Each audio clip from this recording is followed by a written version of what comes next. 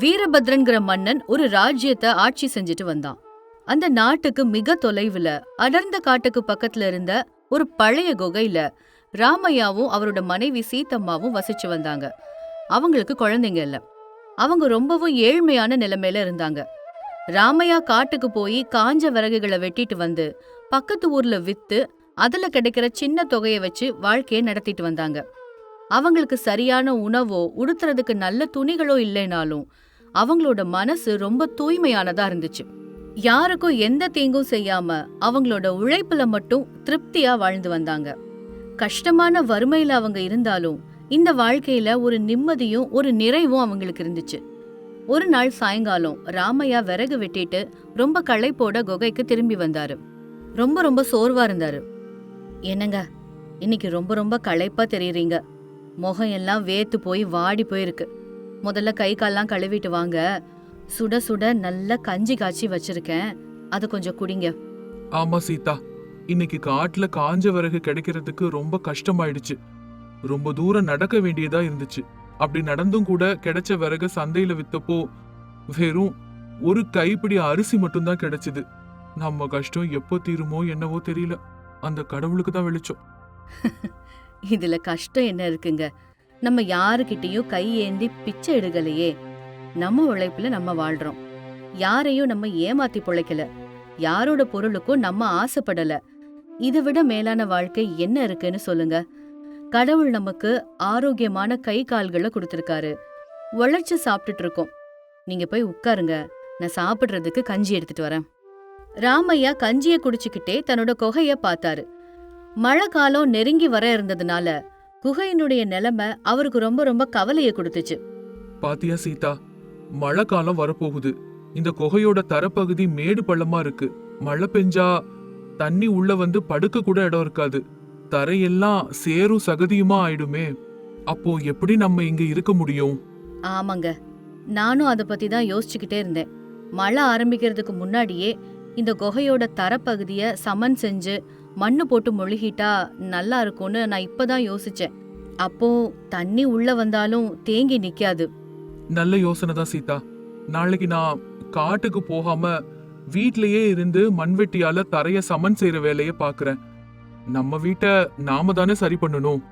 மறுநாள் காலையில ராமையா மண்வெட்டியை எடுத்துக்கிட்டு குகையோட தரைய தோண்ட ஆரம்பிச்சாரு. மண்ணு ரொம்பவும் கடினமா இருந்ததுனால அவருக்கு ரொம்ப சிரமமா இருந்துச்சு. சீதா அம்மா தோண்டிய மண்ணை கூடையில அள்ளி வெளியில கொண்டு போய் கொட்டி அவருக்கு உதவி பண்ணிட்டு இருந்தாங்க. இப்படியே கொஞ்ச நேரம் வேலை பார்த்தாங்க. அப்பா, இந்த மண்ணு ரொம்ப கெட்டியா இருக்கு சீதா. பல வருஷமா யாரும் தொடாத இடம் இல்லையா? பாறை மாதிரி இறுகி போயிருக்கு. கொஞ்ச நேரம் ஓய்வு எடுத்துட்டு பண்ணுங்கங்க, ரொம்ப கஷ்டப்படாதீங்க. நமக்கு அவசரம் எல்லாம் ஒண்ணும் இல்லையே, மெதுவாவே பண்ணிக்கலாம். பரவாயில்ல சீதா, இன்னைக்கு பாதி வேலையாவது முடிச்சாகணும். இப்படி சொல்லிக்கிட்டே ராமையா மண்வெட்டியால தரைய ஊங்கி தட்டுனாரு. திடீர்னு மண்வெட்டி ஏதோ ஒரு உலோக பொருள் மேல மோதி டங்குன்னு ஒரு பெரிய சத்தம் கேட்டுச்சு. ராமையாவோட கையில அதிர்வு ஏற்பட்டுச்சு. ராமையா ஆச்சரியமா, ஐயோ, மண்வெட்டில ஏதோ ஒண்ணு பலமா மோதிடுச்சு சீதா. அநேகமா பூமிக்கு அடியில பெரிய பாறை இருக்கும்னு நினைக்கிறேன். கவனமா இருங்க, கையில ஏதாவது அடிபட்டுற போகுது, கொஞ்சம் பக்கத்துல தோண்டி பாருங்க. ராமையா அந்த சத்தம் வந்த இடத்த சுத்தி மெதுவா தோண்ட ஆரம்பிச்சாரு. அங்க பெரிய பாறை தெரியல, அதுக்கு பதிலா ஒரு பெரிய இரும்பு பெட்டி தெரிஞ்சுது. அது துருப்பிடிச்சு மண்ணால மூடி இருந்துச்சு. இப்படி ஒரு பெட்டிய பூமி கடியில அவங்க 2 பேருமே எதிர்பார்க்கல. ராமையா ஆச்சரியப்பட்டு, சீதா சீதா, இங்க பாரு, இது ஒரு பெரிய இரும்பு பெட்டி. இதுல பெரிய பூட்டு போட்டிருக்கு. இது மேல ஏதோ பழங்காலத்து ராஜமுத்திர மாதிரி ஏதோ தெரியுது. சீதம்மாவும் பக்கத்துல வந்து ஆச்சரியமா பாத்துட்டு, உண்மைதாங்க, ரொம்ப பழங்காலத்து பெட்டி மாதிரி இருக்கு. இது எப்படி இங்க வந்திருக்கோம்? நம்ம குகைக்கு அடியில யாரோ புதைச்சு வச்சிருக்காங்க மாதிரி இருக்கு. 2 பேரும் சேர்ந்து அதை வெளியில எடுக்கலாங்க. ரொம்ப கனமா இருக்கிற மாதிரி இருக்கு. 2 பேரும் சேர்ந்து ரொம்ப சிரமத்தோட அந்த பெட்டிய வெளியில எடுத்து அது மேல இருந்த மண்ணை சுத்தம் பண்ணாங்க. பூட்டு துருப்பிடிச்சிருந்ததுனால ராமையா மண்வெட்டினால 2 தட்டு தட்டுனதும் அது உடைஞ்சிருச்சு. ராமையா மெதுவா அந்த பெட்டியோட மூடிய திறந்து பார்த்தாரு. அப்போ உள்ள இருந்த காட்சிய பார்த்து 2 பேரோட கண்களுமே பிரகாசமாச்சு. பெட்டி நிறைய தூய தங்க நாணயங்கள், வைரங்கள், வைடூரியங்கள், ரத்தினங்கள் பதிக்கப்பட்ட ஆபரணங்கள், மன்னர் காலத்து பச்சை மாலைகள் இப்படி இருந்துச்சு. அந்த இருண்ட குகையே அந்த நிதியால ஒளியால மின்னுச்சு. 2 பேரும் ஒரு நிமிஷம் மூச்சடைக்க ஸ்தம்பிச்சு போய் ஆச்சரியமா அப்படியே நின்னாங்க. ராமையா பயத்தோடையும் ஆச்சரியத்தோடையும் நடுக்கத்தோட, சீதா, இதெல்லாம் என்ன? இவ்ளோ தங்க நாணயங்களா? இவ்ளோ பெரிய நிதியா? என் வாழ்நாள்ல இவ்ளோ தங்கத்தை நான் கனவுல கூட பார்த்ததில்ல. இது நம்ம நாட்டை முன்னாடி ஆட்சி பண்ண மன்னர்களோட புதையல் மாதிரி தெரியுது. பாரு, இந்த தங்க நாணயங்கள்ல பழைய மன்னர்களோட முத்திரை கூட இருக்கு. சீதம்மா 2 கைகளையும் கூப்பி கடவுளை வேண்டி, ஐயோ கடவுளே, இதெல்லாம் பார்க்கும்போது எனக்கு ரொம்ப ரொம்ப பயமா இருக்கு. இவ்ளோ பெரிய புதையல் இந்த ஏழையோட குடிசைக்கு அடியில எதுக்கு இருக்கணும்? 2 பேரும் அந்த புதையல பார்த்தபடி மௌனமா நின்னுட்டு இருந்தாங்க. கொஞ்ச நேரத்துக்கு அப்புறம் ராமையா சுய நினைவு வந்து பேச ஆரம்பிச்சாரு. சீதா, பாத்தியா? இந்த பெட்டியில இருக்கிற நிதியை வச்சு நம்மளோட வறுமைய நம்மளால நிரந்தரமா விரட்டிட முடியும். நம்மளும் ராஜா மாதிரி வாழலாம், பெரிய மாளிகை கட்டிக்கலாம், ஆயுசு முழுக்க கஷ்டப்படாம உட்கார்ந்து நிம்மதியா சாப்பிடலாம். சீதம்மா ரொம்ப உறுதியான குரல்ல, என்னங்க இப்படி பேசுறீங்க? இந்த வார்த்தை உங்க வாயிலிருந்து எப்படி வரலாம்? இத பார்த்ததும் உங்களுக்கும் பேராசை வந்துருச்சா? இல்ல சீதா, ஒரு சராசரி மனுஷனுக்கு தோன்ற எண்ணத்தை தான் சொன்னேன். என் மனசுல இந்த மாதிரி பேராசை எல்லாம் எதுக்குமே இடம் இல்ல. நமக்கு இல்லாத ஒண்ணுக்கு நம்ம எப்பவும் ஆசைப்படக்கூடாது. இது எனக்கு நல்லா தெரியும். எப்பவும் அந்த நேர்மை வேணும். ஆமாங்க, இந்த நிதி நம்மளோடது இல்ல. இது நம்ம உழைப்புல வந்தது கிடையாது. இந்த தங்க நாணயங்கள்ல உள்ள முத்திரைய பார்த்தாலே இது நம்ம நாட்டுக்கு சொந்தமான பழைய சொத்துங்கிறது நமக்கு புரியுது. முன்னாடி காலத்துல போரின் போது மன்னர்கள் அவங்களோட நிதிய இப்படி குகைகள்ல ரகசியமா புதைச்சு வச்சிருக்கலாம். அதனால இதுக்கு சொந்தக்காரர் நம்மளோட மகாராஜா தாங்க. அவர்கிட்டயே கொடுத்துடலாம். இதை எப்படியாவது அவர்கிட்ட கொண்டு போய் சேர்த்துடலாம். உன்னோட எண்ணம் ரொம்ப உயர்வானது சீதா. நீ சொல்றது 100க்கு 100 உண்மைதாமா. இந்த நிதியை நம்ம எடுத்துக்கிட்டா அது திருட்டுக்கு சமமாயிடும். நம்ம உழைப்புல வராத பணம் நமக்கு வேணாம். அது மன அமைதியை கெடுக்கும். ஒவ்வொரு நொடியும் யாராவது பிடிச்சிருவாங்களோங்கிற பயத்தோடவே வாழ வேண்டியதா இருக்கும். அப்படி பயம் கொடுக்கிற ஒரு செல்வம் நமக்கு இன்னைக்கு இல்ல, என்னைக்குமே தேவையில்லை. நமக்கு தூக்கம் இல்லாத அந்த ராத்திரி வேண்டவே வேண்டாம். நம்ம கஞ்சியே நமக்கு நிம்மதிதான். இந்த நிம்மதியான காலை பொழுது எனக்கு இருக்கணும். இந்த அமைதி என் வாழ்நாள் முழுக்க வேணும். நேர்மை தாங்க விலை உயர்ந்த ஆபரணம். இந்த தங்க நகைகள் அதுக்கு முன்னாடி ஒண்ணுமே இல்ல. மடியில கனம் இல்லைன்னா வழியில பயமே இல்லைங்க. எவ்வளவு சீக்கிரம் முடியுமோ இத ராஜா கிட்ட போய் ஒப்படைச்சிடலாம். சரி சீதா, இப்பவே இந்த பெட்டியை எடுத்துக்கிட்டு நான் தலைநகரத்துக்கு புறப்பட்டு போறேன். நானும் உங்க கூடவே வரேங்க. இவ்ளோ பெரிய நிதியை நீங்க மட்டும் தனியா எடுத்துட்டு போறது பாதுகாப்பு இல்ல. 2 பேரும் சேர்ந்து போய் ராஜா கிட்ட கொடுக்கலாம். நம்ம கடமைய முடிப்போம். அப்பதான் நம்ம மனசும் லேசாகும். அப்படியே 2 பேரும் அந்த இரும்பு பெட்டிய ஒரு பழைய சாக்கு பையில போட்டு ஒரு மூங்கில் கம்புல நடுவுல தொங்க விட்டாங்க. ராமையா முன்னாடியும் சீதம்மா பின்னாடியும் அந்த கம்ப தோள்ல சுமந்தபடி தலைநகரான தர்மபுரிக்கு கால்நடையா புறப்பட்டாங்க. காட்டுக்கு வழியா வெயில்ல அந்த பாரமான பெட்டியை தூக்கிட்டு போறது கஷ்டமா தான் இருந்துச்சு. இருந்தாலும் ஒரு நல்ல காரியத்தை செய்யறோங்கிற திருப்தி அவங்கள முன்னெடுத்து கொண்டு போச்சு. எவ்வளோ கஷ்டம் வந்தாலும் இந்த காரியத்தை முடிச்சே தீரணுங்கிற மன தைரியத்தோட நடந்தாங்க. வழியில ஒரு கிராமம் வந்துச்சு. அங்க ஒரு மரத்தடியில அவங்க ஓய்வு எடுத்துட்டு இருந்தாங்க. ஊர்ல வட்டி தொழில் செய்யற பேராசக்காரரான வீரையா அவங்கள கவனிச்சாரு. அந்த பையில இருந்து ஒரு தங்க நாணயம் கீழே விழுந்தத அவர் பார்த்துட்டாரு. அவரு கண்ண அவராலேயே நம்ப முடியல. அவர் ஆச்சரியத்தோடையும் பேராசையோடையும் அவங்க கிட்ட வந்து, என்னப்பா, உங்களை பார்த்தா பரம ஏழைங்க மாதிரி தெரியுறீங்க. ஆனா உங்க பையில இருந்து தங்க நாணயங்கள் விழுதே, அது எப்படி? அந்த மூட்டையில என்னதான் இருக்கு? ஐயா, இது எங்களுக்கு கிடைச்ச பழங்கால புதையல். இதுல நிறைய தங்க நாணயங்களும் ஆபரணங்களும் இருக்கு. இது மகாராஜாவுக்கு சேர வேண்டியது. அதான் அவர்கிட்ட குடுக்கலான்னு எடுத்துட்டு போயிட்டு இருக்கோம். அட பைத்தியக்காரங்களா! யாராவது புதையல் கிடைச்சா ரகசியமா ஒளிச்சு வச்சு சுகமா வாழ்வாங்க. ஆனா நீங்க ராஜா கிட்ட கொடுக்க போறேன்னு கிளம்பி இருக்கீங்க. ராஜா கிட்ட ஏற்கனவே நிறைய பணம் இருக்கு. ஒண்ணு பண்ணுங்க, இந்த பணத்தை எல்லாம் என்கிட்ட கொடுத்துருங்க. அதுக்கு பதிலா உங்களுக்கு நான் 10,000 ரூபாய் தரேன். அந்த பணத்தை எடுத்துக்கிட்டு ஊர்ல போய் நிம்மதியா வாழலாம்.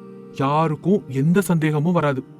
பாருங்கய்யா, நீங்க எவ்வளவு பணம் கொடுத்தாலும் இத உங்ககிட்ட கொடுக்க மாட்டோம். அது தர்மம் இல்ல. இது நாட்டுக்கு சொந்தமான ஒரு புதையல். இத ராஜா கிட்ட தான் ஒப்படைக்கணும். எங்களுக்கு பணத்தாசையெல்லாம் இல்ல, நேர்மைதான் முக்கியம். எங்களை தயவு செஞ்சு விடுங்க, நாங்க பாட்டுக்கு எங்க வழியில போறோம். அப்போ வீரையா அவங்களோட நேர்மைய பார்த்து திகைச்சு போயிட்டாரு. ஒன்னும் சொல்ல முடியாம திரும்பி போயிட்டாரு. ராமையாவும் சீத்தம்மாவும் பயணத்தை தொடர்ந்து சாயங்காலம் தலைநகரத்தை அடைஞ்சாங்க. நேரா அரண்மனை வாசலுக்கு போனாங்க. ரொம்ப களைப்போட அரண்மனை முன்னாடி போய் நின்னாங்க. கோட்டை காவலன் இவங்கள நிறுத்தி ரொம்பவும் கோவமா, ஏய், யார் நீங்க? எங்க உள்ள போறீங்க? பார்த்தா பிச்சைக்காரங்க மாதிரி இருக்கீங்க ரெண்டு பேரும். இதுல மகாராஜாவோட கோட்டையில வந்து நிக்கிறீங்க. ஓடுங்க ரெண்டு பேரும். ராமையா ரொம்ப பணிவா, ஐயா, தயவு செஞ்சு எங்களை மகாராஜா கிட்ட போக அனுமதி கொடுங்க. ஒரு முக்கியமான விஷயத்த சொல்றதுக்கு தான் வந்திருக்கோம். எங்க கிட்ட நாட்டுக்கு சொந்தமான விலை மதிப்பற்ற ஒரு பெரிய பொருள் இருக்கு. அது அவர்கிட்ட நேர்ல ஒப்படைக்கணும். அதுக்காக தான் நானும் என் மனைவியும் கஷ்டப்பட்டு வந்திருக்கோம். அதெல்லாம் ஒண்ணும் முடியாது. உங்களை மாதிரி ஆட்கள் எல்லாம் உள்ள விட்டா என்ன வேலையை விட்டு தூக்கிடுவாங்க. மரியாதையா அங்கேருந்து போறீங்களா, இல்ல உங்க ரெண்டு பேரையும் சிறையில புடிச்சு அடைக்கவா? ஒரு தடவை சொன்னா உங்களுக்குலாம் புரியாதா? அந்த நேரத்துல அங்க வந்த முதலமைச்சர் இவங்களோட உரையாடல கேட்டாரு. அவங்க ஏழைங்களா இருந்தாலும் அவங்க முகத்துல இருக்கிற தேஜஸும் நேர்மையையும் அவரு கவனிச்சாரு. அமைச்சர் நேரா அரண்மனையோட வாசலுக்கே வந்துட்டாரு. இங்க என்ன சத்தம் நடக்குது? இவங்களை எதுக்காக நீ தடுத்து நிறுத்துற? அமைச்சர் ஐயாவுக்கு வணக்கம். ஐயா, நாங்க காட்டுக்குள்ள இருக்கிற ஒரு குகையில வாழ்ந்துட்டு இருக்கோம். எங்களுக்கு அந்த குகையில ஒரு புதையல் கிடைச்சது. இது நாட்டுக்கு சேர வேண்டியதுங்கிறதுனால மகாராஜா கிட்ட ஒப்படைக்கிறதுக்காக இவ்வளவு தூரம் வந்தோம். பசி சோர்வு எதையும் பார்க்காம நடந்து வந்திருக்கோம். தயவு செஞ்சு எங்களை மகாராஜா கிட்ட கூட்டிட்டு போங்க. மந்திரி இவங்க பேச்ச கேட்டு ஆச்சரியப்பட்டு, புதையல் கிடைச்சா யாராவது இப்படி கொண்டு வந்து கொடுப்பாங்களா? நீங்க சொல்றது உண்மைதானா? சரி, என் கூட வாங்க. மகாராஜா இப்போ அரசவையில தான் இருக்காரு. அமைச்சர் அவங்கள மகாராஜா வீரபத்ரரோட அரசவைக்கு கூட்டிட்டு போனாங்க. அங்க இருந்த எல்லாரும் இவங்களோட தோற்றத்தை பார்த்து ஆச்சரியப்பட்டாங்க. ராமையாவும் சீத்தம்மாவும் அந்த பாரமான பெட்டிய சபைக்கு நடுவுல இறக்கி வச்சு மன்னரை விழுந்து வணங்குனாங்க. அப்போ மந்திரி, மகாராஜா, இந்த தம்பதிகள் காட்டுக்கு பக்கத்துல வசிக்கிறாங்க. இவங்களுக்கு ஏதோ ஒரு புதையல் கிடைச்சுதான். அத உங்ககிட்ட ஒப்படைக்கணும்னு எடுத்துட்டு வந்திருக்காங்க. என்னது, புதையல் கிடைச்சதா? எங்க அந்த பெட்டியை திறங்க. உடனே காவலர்கள் அந்த பெட்டியை திறந்தாங்க. அதுல இருந்த தங்கத்தோட ஒளியை பார்த்து அந்த சபையே மந்திரிச்சா மாதிரி நின்னுச்சு. எல்லாரும் ஸ்தம்பிச்சு போயிட்டாங்க. இத பார்த்து மன்னர் கூட வியப்படைஞ்சு, அடடே, இது நம்ம முன்னோர்கள் காலத்து நிதியாச்சே. பல வருஷங்களுக்கு முன்னாடி அந்நிய நாட்டு மன்னர்கள் படையெடுத்த போது இந்த புதையலை எங்கேயோ மறைச்சு வச்சதா நம்ம வரலாற்றுல படிச்சிருக்கேன். இத்தனை வருஷங்கள் கழிச்சு அது உங்க கைக்கு கிடைச்சிருக்கா? இப்படி சொல்லிட்டு மகாராஜா ராமையாவ ஒரு கேள்வியோட பார்த்தாரு. ஐயா, இந்த புதையல் உங்களுக்கு கிடைச்சிருக்கு. இத நீங்களே வச்சுக்கணும்னு ஏன் உங்களுக்கு தோணல? இது எவ்வளோ பெரிய செல்வம்னு உங்களுக்கு தெரியுமா? இத வித்தா நீங்களும் உங்க சந்ததியினரும் பல தலைமுறைக்கு ராஜ வாழ்க்கை வாழலாம். உங்களை யாருமே கண்டுபிடிக்கவோ பிடிக்கவோ போறதில்ல. அப்படி இருந்தும் ஏன் என்கிட்ட வந்தீங்க? உங்களுக்கு இத வச்சுக்கணும்னு ஆசை இல்லையா? ராமையா பணிவா கை கட்டிக்கிட்டு, பிரபு, ஆசை இல்லாத மனுஷன் இந்த உலகத்துல இருக்க முடியாது. ஆனா அந்த ஆசை தர்மத்துக்கு உட்பட்டதா இருக்கணும். எங்க உழைப்புல வந்த பயிரோ அல்லது நான் வெட்டிட்டு வந்த விறக வித்து வந்த பணமோ நான் சந்தோஷமா அனுபவிப்பேன். ஆனா இந்த நிதி எங்க உழைப்புல வந்ததில்ல. இது யாருடையதோ அவங்களுக்கு தான் இது சேரணும். அதுதான் தர்மம். அதன்படிதான் நாங்க இங்க வந்திருக்கோம். எங்களுக்கு இதுல சந்தோஷம்தான். எங்க பெரியவங்க எங்களுக்கு ஒரு பாடம் சொல்லி கொடுத்திருக்காங்க. பிறர் பொருள் பாம்பு மாதிரி, அது என்னைக்காவது ஒரு நாள் நம்மள தீண்டாம விடாது. இந்த பெட்டி மேல இருந்த முத்திரைய பார்த்த போது இது நம்ம நாட்டுக்கு சொந்தமானதுன்னு புரிஞ்சிடுச்சு. நாட்டோட சொத்தை நாங்க எடுத்துக்கிட்டா அது எங்களை பெத்தெடுத்த இந்த பூமி தாய்க்கு நாங்க பண்ற துரோகம் மாதிரி ஆயிடும். நேர்மையா வாழ்றதுதான் நாங்க கத்துக்கிட்ட பெரிய கல்வி.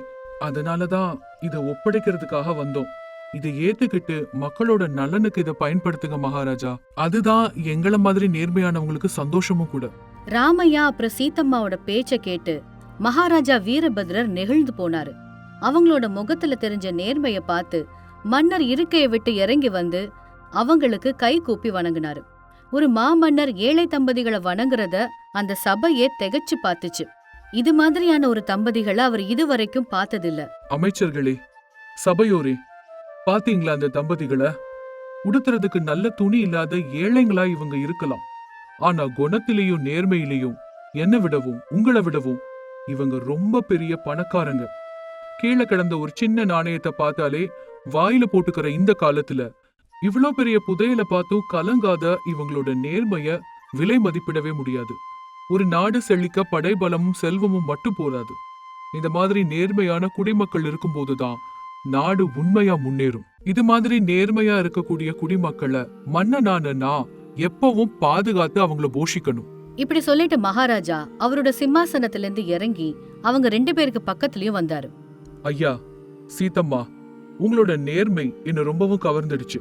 நீங்க கொண்டு வந்த இந்த நிதியை விட நீங்க தான் இந்த நாட்டுக்கு கிடைச்ச உண்மையான நிதி. குகையில வசிச்சு கஷ்டப்பட்டாலும் தர்மம் தவறாத நீங்க இனிமேலும் கஷ்டப்பட்டு வாழக்கூடாது. உங்களுக்கு நான் ஒரு பரிசு கொடுக்க போறேன். நீங்க தான் நாட்டோட பொக்கிஷம். உங்களை பத்திரமா பாத்துக்க வேண்டியது மன்னனான என்னோட கடமை. அமைச்சரே, உடனே தலைநகரத்துல எல்லா வசதிகளும் கொண்ட மாதிரி ஒரு பெரிய மாளிகையை இவங்களுக்கு பரிசா கொடுங்க. அவங்க வாழ்நாள் முழுக்க எந்த குறையும் இல்லாம வாழ அரச கருவூலத்துல இருந்து மாசந்தோறும் உதவித்தொகை வழங்க ஏற்பாடு பண்ணுங்க. அது மட்டும் இல்ல, ராமையா மாதிரி நேர்மையானவர் நம்ம நாட்டுல முக்கியமான பொறுப்புல இருக்கணும். இன்னையில இருந்து ராமையாவை நம்ம அரச கருவூலத்தோட கௌரவ அதிகாரியா நியமிக்கிறேன். ஏன்னா இவ்ளோ நேர்மையானவர் கையில நம்ம கருவூலம் ரொம்ப ரொம்ப பாதுகாப்பா இருக்கும்னு நான் நம்புறேன். எவ்வளவு சீக்கிரம் முடியுமோ அவ்வளவு சீக்கிரம் நான் சொன்ன இந்த ஏற்பாடுகள் எல்லாம் முடிச்சு இந்த தம்பதிகளை மாளிகைக்கு கூட்டிட்டு போங்க. ராமையா கண் கலங்கி, மகாராஜா, உங்க கருணைக்கு ரொம்ப ரொம்ப நன்றி. ஆனா நாங்க எந்த பரிசையும் எதிர்பார்த்து இதை செய்யல. எங்களோட கடமை என்னவோ அதைத்தான் நாங்க நிறைவேற்றணும். எனக்கு அது தெரியும் ஐயா. நீங்க எதையும் எதிர்பார்க்கலன்னு எனக்கு தெரியும். ஆனா தர்மத்தை காக்குறவங்கள காப்பாத்த வேண்டியது ஒரு மன்னனான என்னோட கடமை. என்னோட பரிசை நீங்க மறுக்க கூடாது. இது என்னோட அன்பு கட்டளை. சபையில இருந்த எல்லாரும் கைத்தட்டி ராமையா சீத்தம்மா தம்பதிகளை பாராட்டினாங்க. மன்னர் அவங்களுக்கு புத்தாடைகள் வழங்கி மரியாதை செஞ்சு ரதத்துல ஏற்றி அவங்க தங்குறதுக்கான மாளிகைக்கு அனுப்பி வச்சாரு. அவங்களோட நேர்மைக்கு கிடைச்ச அங்கீகாரத்தை பார்த்து அந்த தம்பதிகள் மகிழ்ச்சி அடைஞ்சாங்க. அதுக்கப்புறம் அவங்க வாழ்க்கையில அந்த மாளிகையில சுகமா வாழ்ந்து தங்களுக்கு கிடைச்ச பணத்துல ஒரு பகுதியை ஏழைகளுக்கு தானம் செஞ்சுக்கிட்டு வாழ்நாள் முழுவதும் தர்மத்தின் வழி நின்று மத்தவங்களுக்கு முன்மாதிரியான ஒரு நிம்மதியான நிறைவான வாழ்க்கைய வாழ்ந்தாங்க. இந்த கதை மூலமா நம்ம தெரிஞ்சுக்கிற நீதி என்னன்னா, நேர்மைக்கு எப்பவுமே தகுந்த அங்கீகாரமும் பலனும் கிடைச்சே தீரும். தற்காலிக லாபத்துக்காக பேராசப்படாம தர்மத்தோடு வாழ்ந்தாலே அதுவே நமக்கு நிலையான புகழையும் நிம்மதியையும் தேடித்தரும். நியாயமா தர்மத்தின்படி நடக்கிறது தான் ஒரு மனுஷனுக்கு உண்மையான சொத்து. ஒரு கிராமத்துல சுத்திலும் பசுமையான வயல்கள், பெரிய மாந்தோப்புகள், அப்புறம் அமைதியான சூழல் இருந்துச்சு.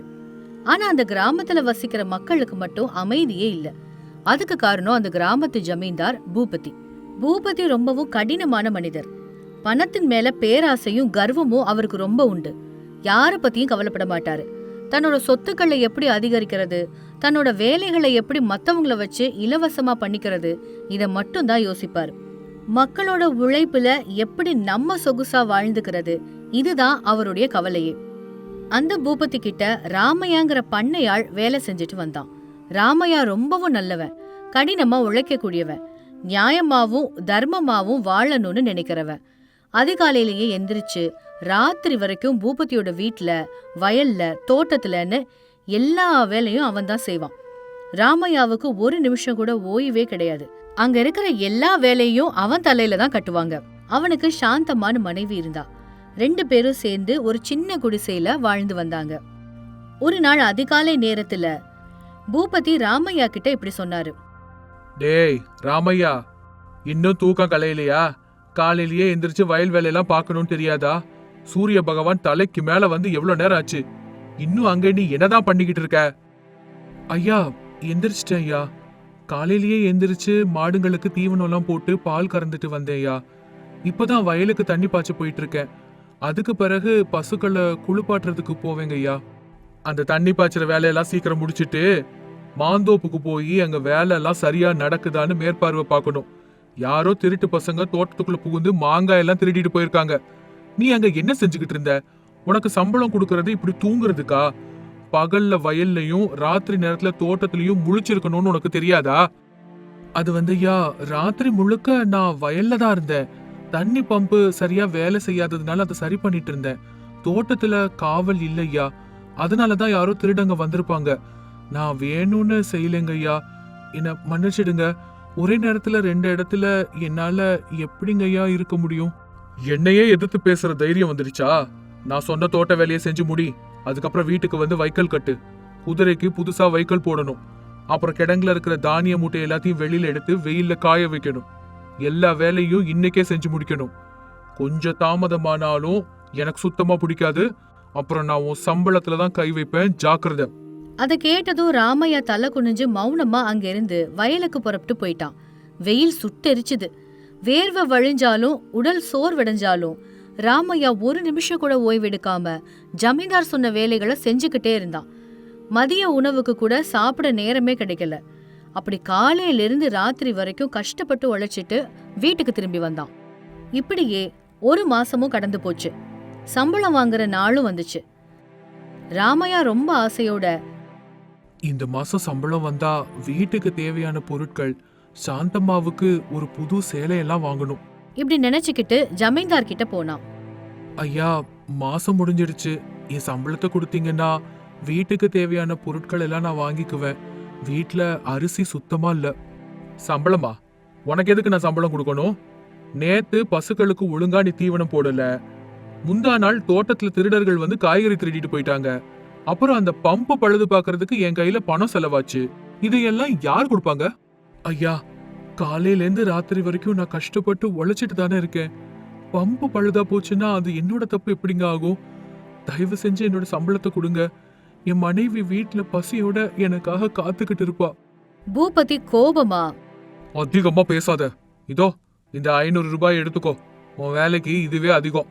ஒன்னால எனக்கு ஏற்பட்ட நஷ்டத்துக்கு மிச்ச சம்பளத்தை எல்லாத்தையும் நான் புடிச்சுக்கிட்டேன். இஷ்டம் இருந்தா நாளையில இருந்து வேலைக்கு வா. இல்லைன்னா நீ வர தேவையில்ல, நின்னுடு. உன்ன மாதிரி எத்தனையோ பேர் என்கிட்ட வேலை செய்ய தயாரா இருக்காங்க. அவர் அப்படி சொன்னதும் ராமையாவோட கண்கள்ல கண்ணீர் வடிஞ்சுது. அந்த 500 ரூபாயை எடுத்துக்கிட்டு பாரமான இதயத்தோட வீட்டுக்கு திரும்பினா. கதவை திறந்த சாந்தம்மா ராமையோட முகத்தை பார்த்து ஏதோ நடந்துடுச்சுன்னு புரிஞ்சுக்கிட்டா. ஏங்க, ஏன் இப்படி இருக்கீங்க? ஜமீன்தார் ஐயா சம்பளம் கொடுத்தாரா?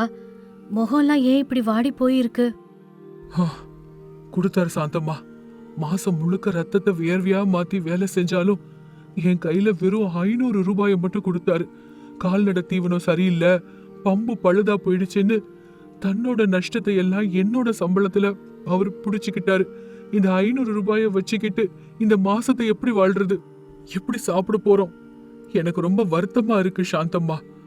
எவ்வளவு கஷ்டப்பட்டாலும் இந்த ஜமீன்தார் கிட்ட எனக்கு அங்கீகாரமே கிடைக்கல, தகுந்த கூலியும் கிடைக்கல. ஐயோ, என்ன அநியாயங்க! நம்ம எவ்வளோ கஷ்டப்பட்டாலும் இந்த மனுஷங்க கொஞ்சம் கூட இரக்கமே காட்டலையே. இப்படி இருந்தா நம்ம எப்படிங்க வாழ முடியும்? நீங்க அவர்கிட்ட வேலை செய்யறத நிறுத்திடுங்க. பக்கத்து ஊர்ல தர்மையான்னு ஒரு நல்ல பண்ணையார் இருக்கிறதா கேள்விப்பட்டேன். அவர் ரொம்ப கருணை உள்ளவராம். யாரையும் கஷ்டப்படுத்த மாட்டாராம். வேலைக்கு ஏத்த மாதிரி கூலியும் கொடுப்பாருன்னு ஊர்ல இருக்கிற எல்லாரும் பேசிக்கிறாங்க. நீங்க நாளைக்கே போய் அவரை பார்த்து பேசுங்க. இந்த பூபதியோட கொடுமையிலிருந்து நம்மளும் என்னைக்கு தாங்க அப்புறம் விடுதலை ஆறுது? நீ சொல்றது கூட சரிதான் சாந்தம்மா. நான் நாளைக்கே போய் அந்த தர்மையா ஐயாவை பாக்குறேன். என் உழைப்போட மதிப்பு வேறொருத்தருக்காவது புரியும்னு நம்புறேன். மறுநாள் காலையில ராமையா பூபதியோட வயலுக்கு போகாம பக்கத்துல இருந்த சீதாபுரம் கிராமத்துக்கு புறப்பட்டான். நெஞ்சில நம்பிக்கையோட, தன்னோட கஷ்டங்கள் எல்லாம் தீந்துடுங்கிற எதிர்பார்ப்போட தர்மையாவோட வீட்டுக்கு நடந்து போனான். தர்மையா வெளியில உட்கார்ந்து தன்னோட வேலையாட்களோட ரொம்பவும் கனிவா பேசிக்கிட்டு இருந்தாரு. ராமையா மெதுவா போய் தர்மையாவோட முன்னாடி போய் நின்னு வணக்கம் சொன்னான். வணக்கம் தர்மையா ஐயா. என் பேரு ராமையா. நான் பக்கத்து கிராமமான வெங்கடாபுரத்துல இருந்து வரேங்க ஐயா. உங்களுக்கு ஏதாவது வேலையாள் தேவைப்பட்டா சொல்லுங்க ஐயா. நான் எல்லா வேலையும் செய்வேன். ராமையாவா? உன்னை பத்தி நான் கேள்விப்பட்டிருக்கேனே. நீ பூபதி கிட்ட ரொம்ப காலமா நம்பிக்கையோட வேலை செஞ்சுக்கிட்டு இருக்கிறதானே? அப்புறம் இப்ப அவர்கிட்ட வேலையை விட்டுட்டு என்கிட்ட நீ வர வேண்டிய அவசியம் என்ன? ஆமாங்க ஐயா, இவ்வளோ நாளா நான் அங்கதான் வேலை பார்த்துட்டு இருந்தேன். ஆனா நான் எவ்வளவு உழைச்சாலும் அவருக்கு இறக்கங்கிறதே சுத்தமா இல்லைங்க.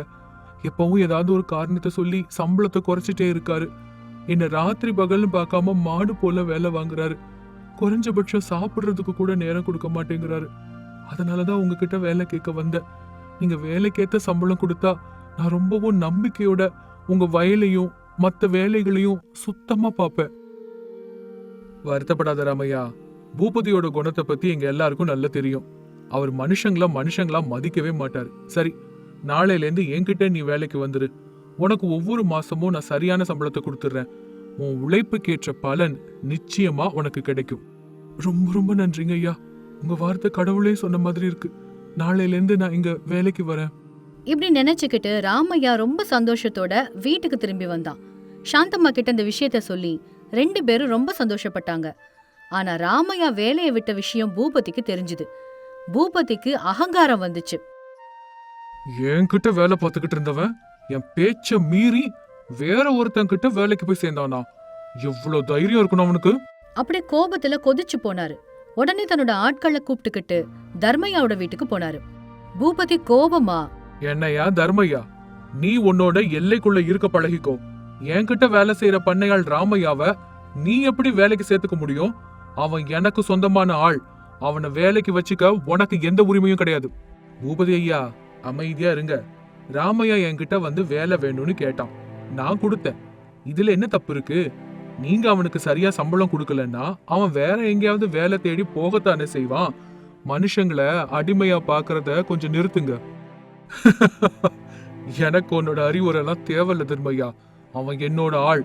அவனோட தாத்தா பாட்டி காலத்துல இருந்தே அவங்க என்கிட்ட தான் வேலை செஞ்சுட்டு இருக்காங்க. ஒருவேளை நீ அவனுக்கு வேலை கொடுத்தேன்னு வச்சுக்கோ, என் வயல்ல இருந்து உன் வயலுக்கு வர வாய்க்கா தண்ணியா அடைச்சிடுவேன். உன் பயிரெல்லாம் காஞ்சு போற மாதிரி செஞ்சிடுவேன். பாத்துக்கோ, உன் வியாபாரமும் பாதிக்கப்படும். ஞாபகத்துல வச்சுக்கோ. அந்த மிரட்டலுக்கு தர்மையா பயந்து போயிட்டாரு. தன்னோட வயலெல்லாம் காஞ்சு போனா தன்னை நம்பி இருக்கிற எத்தனையோ வேலையாட்கள் நடுத்தரவுக்கு போயிருவாங்கன்னு யோசிச்சாரு. வேற வழி இல்லாம பூபதி கிட்ட பணிஞ்சு போயிட்டாரு. மறுநாள் ராமையா வேலைக்கு வந்த போது தர்மையா நடந்த எல்லா விஷயத்தையும் அவன்கிட்ட சொல்லிட்டாரு. மன்னிப்பும் கேட்டுக்கிட்டாரு. என்ன மன்னிச்சிடு ராமையா. அந்த பூபதி ரொம்ப ரொம்ப கொடுமையானவனா இருக்கான். உன்னை வேலைக்கு வச்சுக்கிட்டா என் வயலுக்கு தண்ணி கொடுக்க மாட்டேன்னு மிரட்டிட்டு போறான்பா.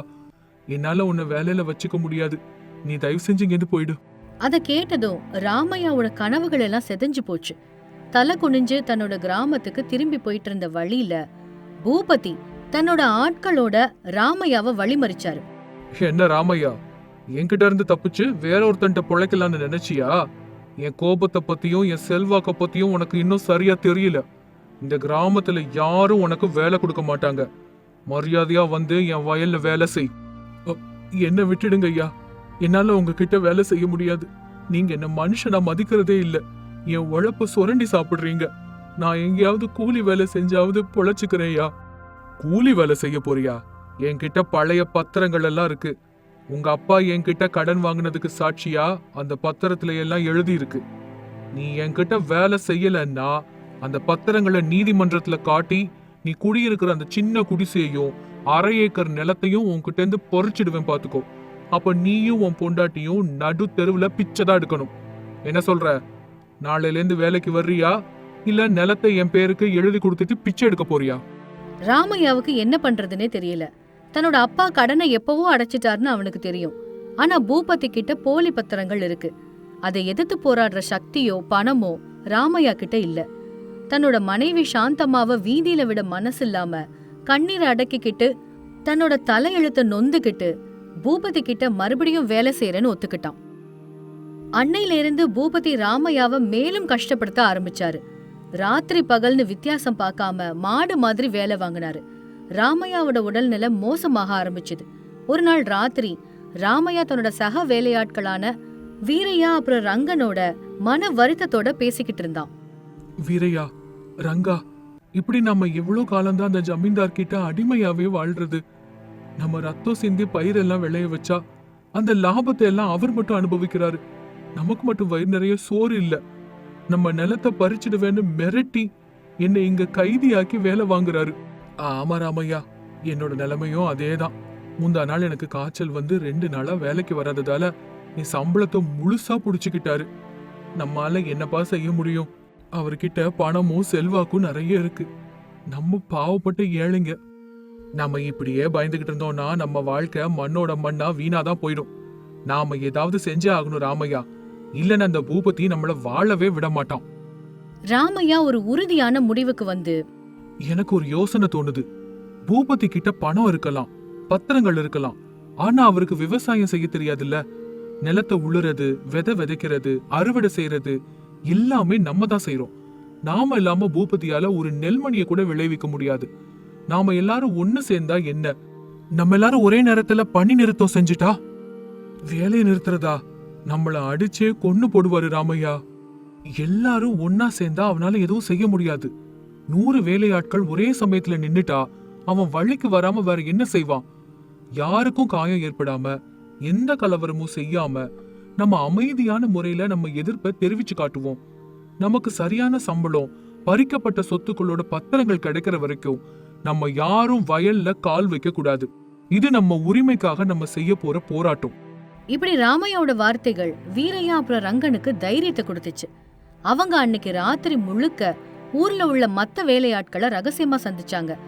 எல்லாரும் பூபதியோட அநீதியால பாதிக்கப்பட்டவங்க. எல்லாரும் ராமையாவுக்கு ஆதரவு கொடுக்கறதா சம்மதிச்சாங்க. மறுநாள் காலையில அது அறுவடைக்கு தயாரா இருந்த நேரம்.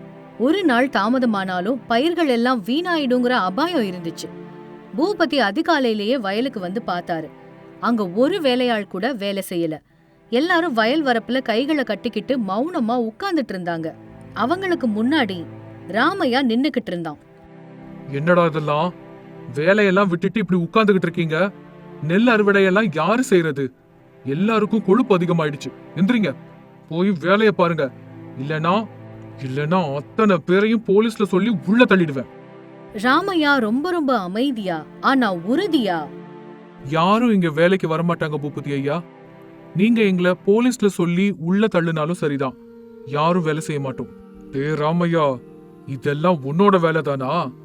எனக்கு எதிராவே நீ ஆட்களை திருப்புறியா? உன்னோட நிலத்து பத்திரங்கள்லாம் என்கிட்ட தான் இருக்குங்கிறத மறந்துட்டியா? நீங்க வச்சிருக்கிற திருட்டு பத்திரங்களுக்கு நாங்க இனிமே பயப்பட போறது இல்லையா? இங்க இருக்கிற ஒவ்வொருத்தரையும் நீங்க ஏதோ ஒரு விதத்துல ஏமாத்தி பயமுறுத்தி தான் வேலை வாங்குறீங்க. நீங்க எங்களுக்கு தர வேண்டிய நியாயமான சம்பளத்தை கொடுத்து நீங்க பறிச்சுக்கிட்ட எங்களோட நிலத்தோட பத்திரங்களை திருப்பி தர்ற வரைக்கும் இங்க ஒரு அறிவாள் கூட பயிரை தொடாது. இதுதான் எங்க எல்லாரோட முடிவு. அப்பவும் பூபதி அகங்காரத்தோட சிரிச்சாரு. தன்னோட ஆட்களை கூப்பிட்டு வேலையாட்களை பயமுறுத்த முயற்சி பண்ணாரு. ஆனா நூத்துக்கணக்கான வேலையாட்கள் ஒன்றுபட்டு யார் மேல கைய வச்சாலும் ஒரு சுவர் போல நிக்கிறத பார்த்து பூபதியோட ஆட்களும் பயந்து போய் அப்படியே பின்வாங்கிட்டாங்க. நாட்கள் நகர்ந்துச்சு. பயிர் வயல்லேயே முத்தி போச்சு. இன்னும் சில நாட்கள் கடந்தா பயிரெல்லாம் மொத்தமா நாசமாயிடும். பூபதிக்கு என்ன செய்யறதுன்னு புரியல. பக்கத்து ஊர்ல இருந்து வேலையாட்களை அழைக்கலான்னு முயற்சி பண்ணாரு. ஆனா ராமையா முன்னதாவே எல்லாருக்கும் விஷயத்த சொன்னதுனால யாருமே பூபதி கிட்ட வேலைக்கு வரவே இல்ல. அந்த நேரத்துல தன்னோட பணமும் செல்வாக்கும் வேலையாட்களோட ஒற்றுமைக்கு முன்னாடி எடுபடலங்கிறத பூபதி முதல்ல உணர்ந்தாரு. தன்னோட பயிர்கள் எல்லாம் வீணாகி போனா தானும் நடுத்தெருவுக்கு வர வேண்டியது இருக்குன்ற பயம் அவரை தொத்திக்கிச்சு. அகங்காரம் அடங்குச்சு. இறங்கி வரதை தவிர வேற வழியே இல்ல. பூபதி தாழ்ந்த குரல்ல ராமையா கிட்ட பேசினாரு. ராமையா, நீங்க தான் ஜெயிச்சீங்க. என்னோட பயிரெல்லாம் வீணா போகுது. நீங்க கேட்ட மாதிரியே எல்லாருக்குமான சம்பளத்தை நான் கொடுத்துடுறேன்ப்பா. நான் அநியாயமா பறிச்ச பத்திரம் எல்லாத்தையும் திருப்பி தந்துடுறேன். தயவு செஞ்சு வயல்ல இறங்கி வேலைய பாருங்க. எங்களுக்கு உங்க மேல எந்த வெறுப்பும் கிடையாது பூபதி ஐயா. எங்க உழைப்புக்கான பலன் எங்களுக்கு கிடைச்சா அதுவே போதும். நீங்க பத்திரங்கள் எல்லாம் கொண்டு வாங்க, நாங்க வேலையை ஆரம்பிக்கிறோம். அப்படி சொல்லவும் பூபதி உடனே போய் ராமையாவோட நிலப்பத்திரங்கள் மத்த வேலையாட்களுடைய எல்லா பத்திரங்களையும் எடுத்துட்டு வந்து அவங்க கிட்ட கொடுத்தாரு. எல்லாருக்கும் சேர வேண்டிய நிலுவை சம்பளத்தையும் கொடுத்தாரு. அந்த நிமிஷத்துல இருந்து பூபதி தன்னோட கொடூர குணத்தை கைவிட்டுட்டாரு. மனிதனா மதிக்க கத்துக்க ஆரம்பிச்சாரு. ராமையா, சாந்தம்மா அப்புறம் மத்த கிராம மக்கள் எல்லாரும் தங்களோட கஷ்டங்கள் தீர்ந்ததால ரொம்ப சந்தோஷமா இருந்தாங்க. தங்களோட உழைப்புக்கு சரியான அங்கீகாரம் கிடைச்சதுனால, தங்களோட சொத்துக்கள் திரும்ப கிடைச்சதுனால அமைதியாவும் மகிழ்ச்சியாவும் வாழ ஆரம்பிச்சாங்க. இந்த கதை மூலமா நம்ம கத்துக்கிட்ட நீதி என்னன்னா, அநீதி எவ்வளவு பலமானதா இருந்தாலும் ஒற்றுமைக்கு முன்னாடி தலை வணங்கியே ஆகணும். உழைப்ப நம்பினவங்க ஒரு நாள் கண்டிப்பா வெற்றி அடைவாங்க. ஆனா அதுக்கு தைரியமும் தட்டி கேட்கிற எண்ணமும் அவசியம் வேணும். யாரையும் ஏமாத்தியோ அடுத்தவங்களோட உழைப்புலயும் வாழக்கூடாது. நேர்மையான உழைப்புக்கு எப்பவுமே மதிப்பு அதிகம்.